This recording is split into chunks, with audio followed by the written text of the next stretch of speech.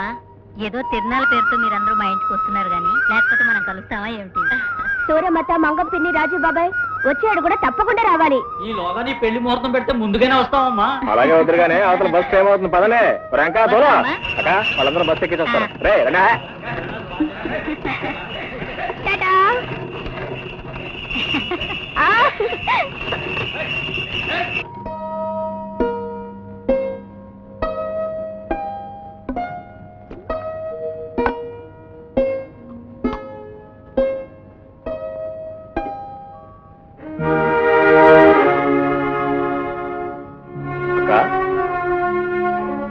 ఇంకా నిద్రపోలా?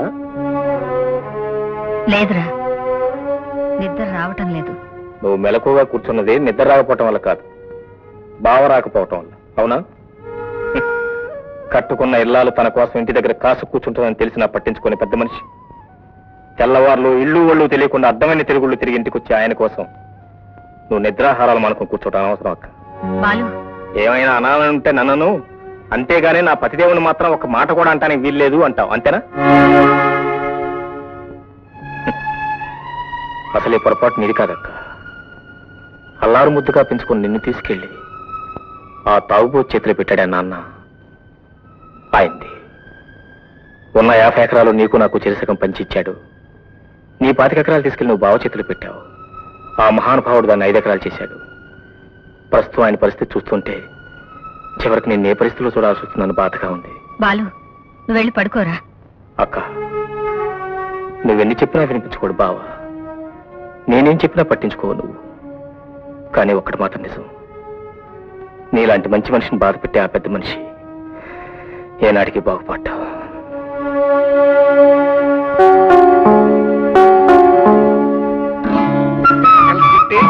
నేను ఇలా ప్రతిరోజు మల్లెపూలతో పూజ చేయకపోతే నా మనసు బాగుండదు. అసలు నా ఉద్దేశంలో అప్పుడెప్పుడో చాలా జన్మల క్రితం నేను కిట్టుని, నువ్వు నా సిట్టి రాదవి. అప్పట్లో నేను దొంగతనం చేసిన ఎన్నా మేగలతో నీకు అభిషేకం చేసుంటానే. చాలండి, ఆకులు పూలు నా నెత్తినేసి పొగడతలే తప్ప ముచ్చటగా 4 నోట్లు నా మొహాన్ని వేద్దామనుకోరు కదా. సిట్టి అయ్యేం మాటలే నా పిచ్చి సిట్టి. నా సొమ్మంతా నీ సోకే కదే. కావాలంటే చూడు, ఈ డబ్బు నీకు ఇలా దిట్టి తీసి నీ అందానికి ఇస్తున్నాను, తీసుకో. ఇప్పుడు నీ పక్కెక్కి నీ పక్కన కూర్చోమంటావా? సర్లేండి, అన్ని నన్ను అడిగి చేస్తున్నట్టు. ఏ విషయం నిన్ను అడగకుండా చేస్తే సుఖం ఉండదే. కావాలంటే చూడు, నేను కాలించుకోనా? నువ్వు అంటావు, నేను కాలించుకుంటా. నేను ముద్దెట్టుకునేదా? నువ్వు అంటావు, నేను ముద్దెట్టుకుంటాను. దీపం ఆర్పేదా అని అడుగుతాను, నువ్వు అనకపోయినా ఆర్పేస్తాను. సుఖపడితే తప్పు లేదురా, తప్పే లేదురా అని మా గురువు గారు చెప్పారు. జై గురువు గారు. బులపాఠం తీసుకుంటే తప్పు లేదురా అని మా గురువు గారు చెప్పారు. జై గురువు గారు. ఏమండి, ఇలా తెల్లవార్లు తిరిగితే మీ ఆరోగ్యం కట్టాయి. నీ పురాణం కట్టాయి. మొగుడు కొంపకి రాగానే కాఫీ తాగుతారా, పాలు తాగుతారా, స్నానం చేస్తారా అని అడగడం మానేసి తిరగడాల గురించి మాట్లాడటం మీ పిల్లలకున్న పెద్ద జబ్బే. అందుకే మొగుళ్ళకి మంటకి రోడ్లను తిరుగుతారు. అది కాదండి నేననేది. కరెంట్ సెట్ కొట్టానంటే పనానికి పెసరట్లా అంటుకుపోతావు. అసలే సీట్ల బ్యాగ్లో సిల్లరపోయి సిర్రెత్తుంటేను పురాణం మొదలెట్టింది. ఎలా వెళ్ళే స్నానానికి నీళ్లు పెట్టి టిఫిన్ ఉండు. కాసేపు నిద్రలా ఏం చేసేప్పుడు వస్తాను. ఓ మీద సుఖపడితే తప్పులే.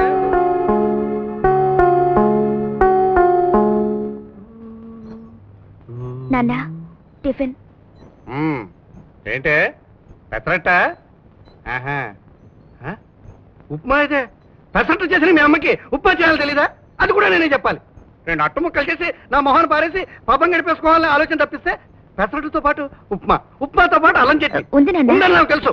నేను చెప్పాను కొబ్బరి చట్నీ గురించి. చేయాలి ఆలోచన దానికి రాదు. తెచ్చా.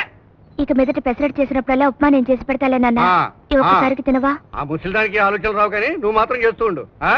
అలాగే.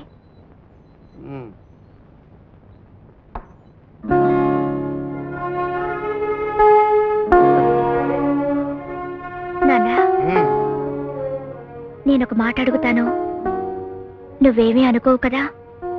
ఏంటే నువ్వు చిన్న సైజు పురాణం అయిపోతున్నట్టున్నావు? అది కాదు నాన్న, పాపం ప్రతిరోజు అమ్మ అన్నం కూడా తినకుండా నీకోసం తెల్లార్లు ఎదురు చూస్తుంటుంది.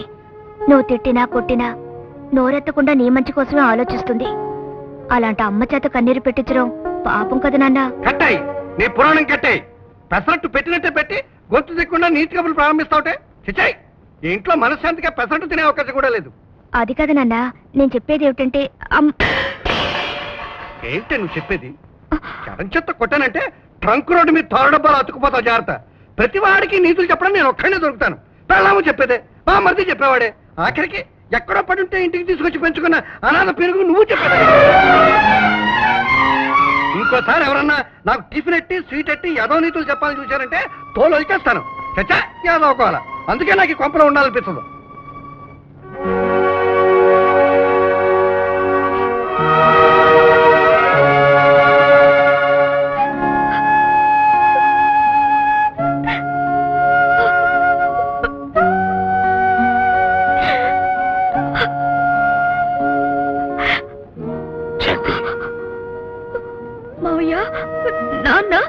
అంతా విన్నాను.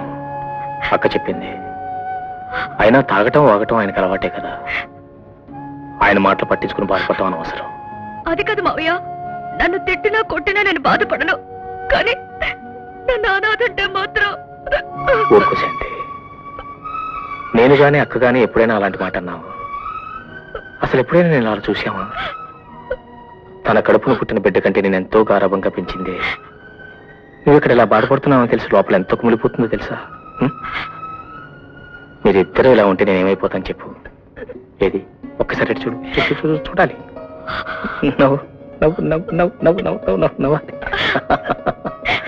ఏంటి బావా ముక్కలు పెట్టుకుని దిక్కులు చూస్తావు? మందు కొట్టవు, ముక్క కొట్టవు, కొట్టు ముక్క.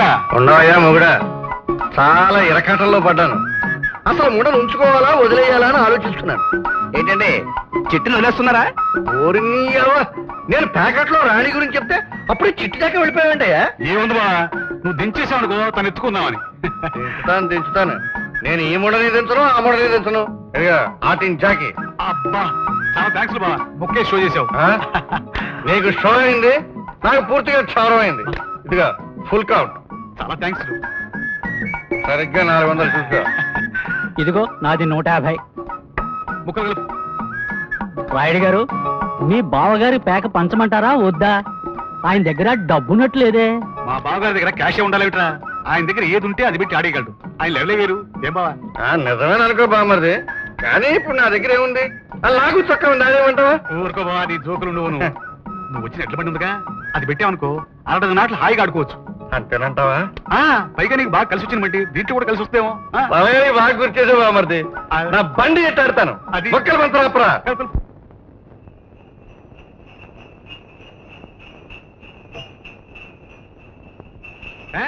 దొంగనా వెళ్ళరా, నాతో ఎట్టుకోకండిరా. నేనేం తెలివి తక్కువ ఏదని అనుకున్నారేట్రా? చెడం చేత్తో కొట్టానంటే చెరువు గట్టిన పేడకెళ్ళి అతుకుపోగలరు. జాగ్రత్త. సాయిత్రి, నువ్వే న్యాయం చెప్పే. నేను సీట్ల బ్యాగ్లో ఎడ్లు బండి కాశాను. ఆటిని రాని ఎక్కలేదు, ఎడ్లు బండి వదిలేశానే. వాళ్ళు మువ్వలేమంటారేటే? అక్కడికి వెళ్తే చెప్పాను, ఎడ్లు బండి కాశాను, మువ్వలు నాయని. వాళ్ళు వినిపించుకోరే. జనం చెత్త 2 ఇచ్చి మువ్వలు అట్టుకొచ్చాను. రేపు మువ్వలతో వెళ్తాను, ఎడ్లు బండి అట్టుకొస్తాను. ఈ తేరుకొని తిరుపతాయంటే ఏటనుకున్నారా? ఎదవల్లరా తుక్కు తుక్కు అయిపోగలరా. ఇక నీ జన్మలో బాగుపడ్డు. కడవెద్దుకొచ్చింది కన్న పిల్ల, అది కనబడితే చాలున గుండె గుల్ల. ఏమండి, ఈసారి జాకెట్ భలే కుదిరిందండి. మరి కుట్టింది ఎవరు అనుకున్నావే? Tailor Apparao the great. చాలండి, మీరెప్పుడైనా ఇంత ఖచ్చితంగా జాకెట్ కుట్టారా? జాకెట్ కుట్టింది నేను కదా, మరి ఎవరే? ఆయన. నేను కాకుండా నీకు ఇంకో ఆయన ఎవడాడు? అదే మీ కొట్లో కాజాలు కుడతారే పండు గారు. దేవుడు తోడు, గురువు గారు నాకు శిష్యుడు. మన చేతి వంటలా ఉంది మావయ్య. నీ ముఖంలో ఉంది మావయ్య. నా మొహం బాగుంటుందంటావు కదా మావయ్య, అయితే నా వంట కూడా బాగుందన్నమాట. నీ ముఖాన్ని నీ వంటని నువ్వు మెచ్చుకోవాల్సిందేనే. నీళ్ళయ్యే. అయ్యో, ఒలిగిపోయా మావయ్య. ఒలిగిపోయింది ఎక్కడ కూర్చుంటారు? పోయి తీసురా. నా చేతి వంట నచ్చని మనిషికి నేను తీసుకొచ్చిన నీళ్లు మాత్రం నచ్చుతాయండి. నువ్వు వెళ్ళి తెచ్చుకోపో. సర్లే రోజు రోజుకి గంగానమ్మలా తయారవుతున్నావు, నీతో నాకేంటి కానీ నేనే వాడి కడుక్కుంటాలే.